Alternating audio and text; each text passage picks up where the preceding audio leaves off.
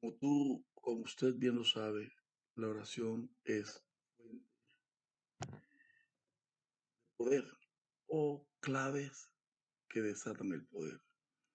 Pero la oración no es el repetir, como lo dijo Jesús, no es el hablar palabras repetitivas, no es. La oración es la conexión con Dios, es hablar, pero hablar a la eternidad, cielo, a Dios. Esto lo he dicho en reiteradas oportunidades. Tú eres un ser maravilloso. Tú fuiste creado en Génesis 1:26, perfecto, en los mundos espirituales, en la naturaleza de Dios, en su imagen y semejanza. Tú fuiste creado ahí. Y nosotros fuimos colocados con un cuerpo. Y nosotros fuimos, Génesis 2, versículos 6, 7 y 8. Fuimos colocados dentro de una ánfora, dentro de un cuerpo, dentro de una vasija de barro. Por eso tenemos la dualidad de la carne y del espíritu. Yo no soy el que está afuera, yo soy el que está dentro. Llama a Pablo el hombre interior, el hombre espiritual. Y yo debo entender que todos los propósitos, que todo el poder, toda la gloria y todo el acceso divino está en el poder de mi ser interior, no de mi ser exterior. El tabernáculo de Dios tenía un lugar que se llamaba, otro lugar que se llama lugar santo y otro lugar que se llama lugar santísimo. En el atrio o patio, la parte más externa del tabernáculo era visible por toda la gente, era visible por el pueblo, porque eran cortinas blancas que estaban visibles, que se levantaban en medio del campamento. Así yo tengo un área que es muy visible para ti, para mí, para todos, y es mi cuerpo, es mi parte más externa. Y obviamente se debe vestir con la santidad, con la integridad de lo que contiene adentro. Hace poco escuché un mensaje bien lindo, donde el predicador decía con toda certeza, con tanta precisión, que el león es bello por fuera porque el poder lo tiene adentro. La melena que aparece en el cuello, que impide que los depredadores le muerdan, le ahorquen, le maten, nace de adentro. Es como el pez, las escamas salen de adentro, las plumas del águila salen de adentro. No es de afuera hacia adentro, no se viste de afuera hacia adentro, sino de adentro. Los seres humanos hemos olvidado, por eso Jesús dijo, ¿quién es más importante? ¿El cuerpo o el vestido que cubre el cuerpo? No el cuerpo. Entonces, ¿qué pasa con nosotros? Que nosotros queremos mostrar una imagen que muy posiblemente no lo es, que no sale de adentro o muestra lo que está adentro. La manera en que te vistes es la manera en que tú concibes la vida. Por eso el tabernáculo era de acuerdo a lo que había adentro. Y en la parte exterior o patio o atrio era donde se hacían sacrificios. Esa es una oración por las necesidades de la carne. Esa es una oración donde habían ungidos de vacas que se morían, donde había verdaderamente olor a sangre y olor fétido a estiércol de animal, donde había fuego, candela, consumía el holocausto. Vemos nosotros en este aspecto, en esta situación del tabernáculo, que allí entraban los sacerdotes y ministraban, que tu vaca, tu presente, tu holocausto, no lo encendías tú, lo encendía un sacerdote. Aquí hablamos de la relación que debe existir entre un líder cristiano, un líder de Dios, del tabernáculo, y un hombre necesitado del perdón. Siempre vamos a necesitar. Esta es una obra que comienza en la carne, comienza en la alianza humana, en la alianza de afuera, en la conexión de afuera. Pero después de ahí había un tabernáculo, un holocausto, un horno de bronce.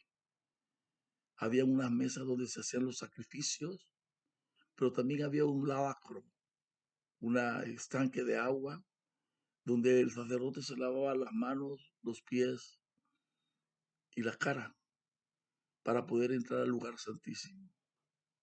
Cuando, cuando el sacerdote quemaba, sacrificaba al animal por ti, por él, por todo, por el pueblo, porque muchos sacrificios fueron por todo Israel, pero otros fueron por cada persona, eran muchos los sacrificios.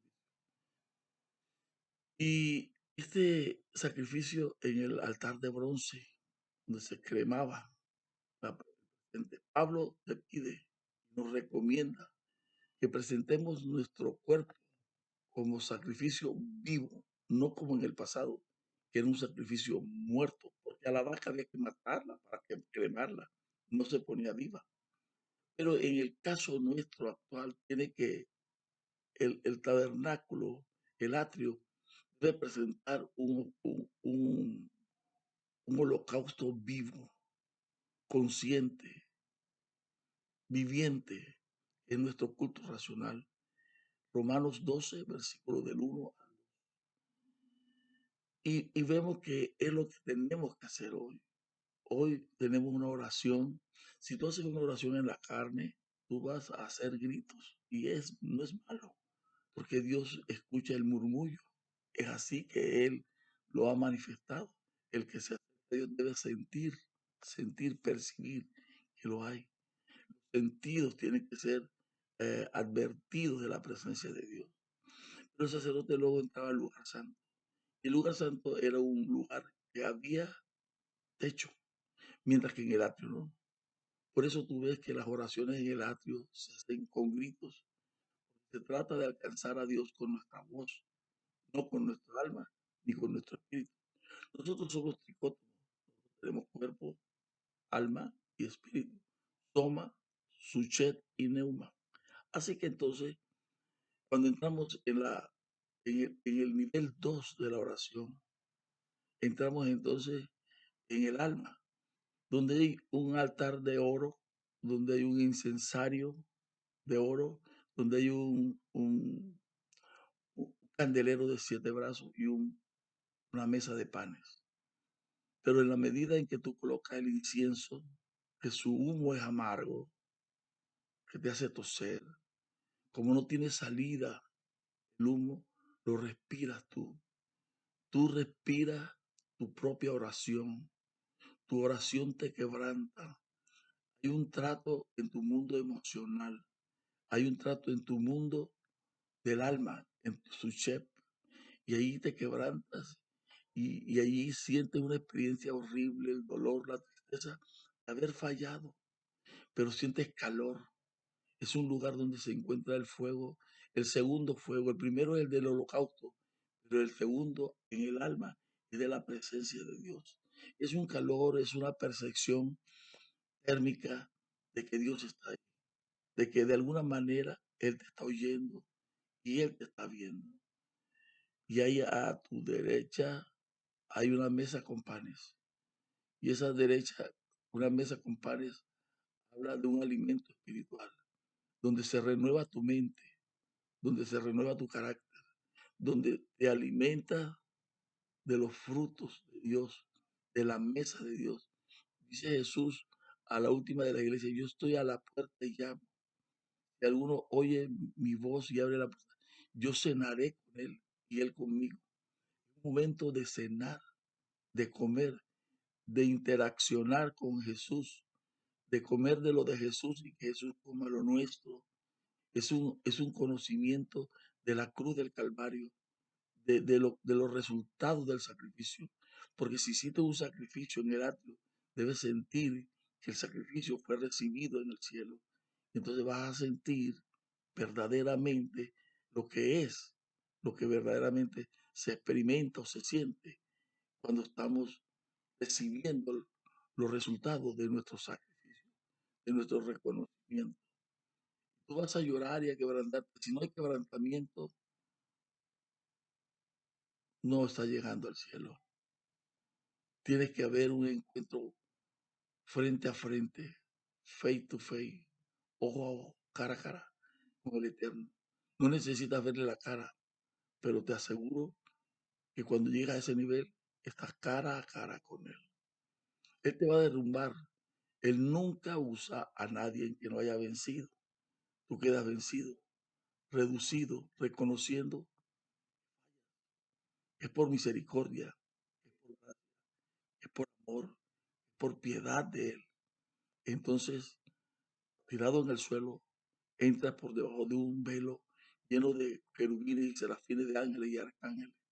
Llega al lugar santísimo, donde hay otro altar, donde hay ángeles, querubines, serafines, donde hay un arca, una urna de oro puro, donde hay dos querubines de oro puro, donde hay un tazón con la sangre, con la revelación de la sangre del sacrificio, donde se entiende, comprende, donde se percibe, donde se sabe la verdad de Dios.